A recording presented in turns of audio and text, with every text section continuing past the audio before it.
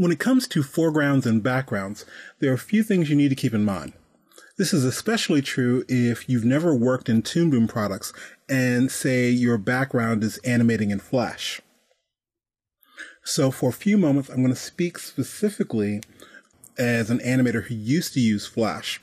So when you look at the main area here, this large rectangle, if you're coming from a Flash background, you think of this and this would be referred to as the stage.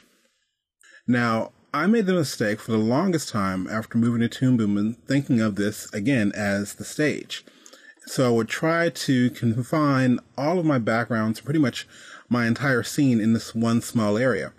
Well, in Toon Boom, this is not a stage. This rectangle is the camera. And when you think about your foreground and background, you have to think about it in that way.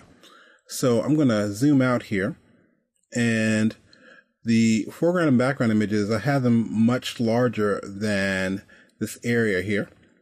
And I also have them on two different layers. I have the background, and then I have the bar. So I'm going to zoom back in.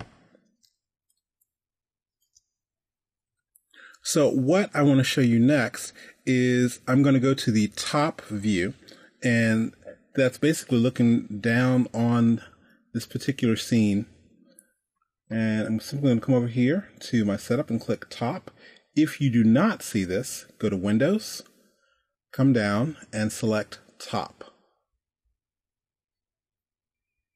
So what the top view is, imagine if each one of these layers were set up on its side and we're looking right down on it. So that's what this line is. So I can select the background, and you can kind of see this one little pink highlight right here. It lets us know we've selected that.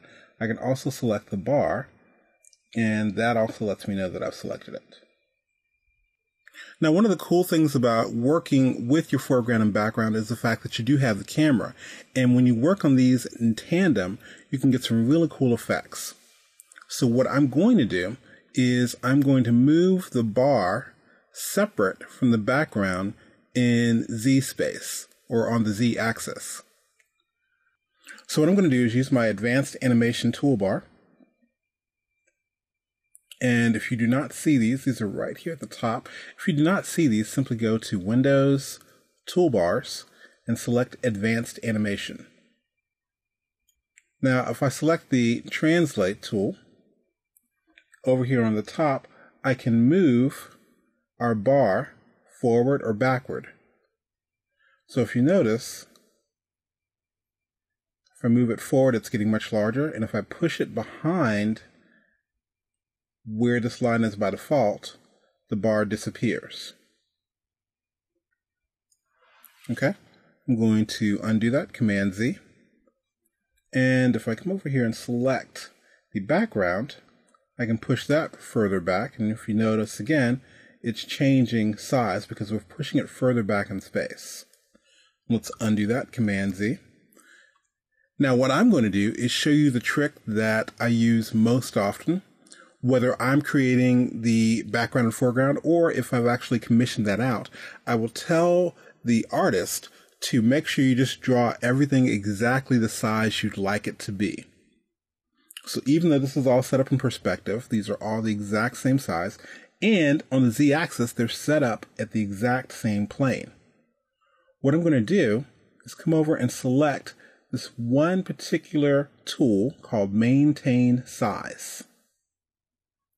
Now select the background, and if I push this back, I'm pushing this back in the Z space, but you don't see any changes in the camera view, which is what we want.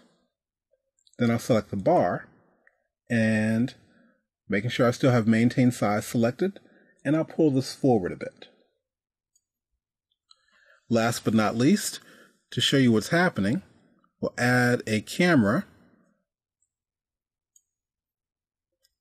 And we want to give the camera a peg so we can move it. So I'm going to simply click on Add Peg. Now I will select the Translate tool, and And as I move the camera left and right, if you notice, everything is moving in this really beautiful multiplane.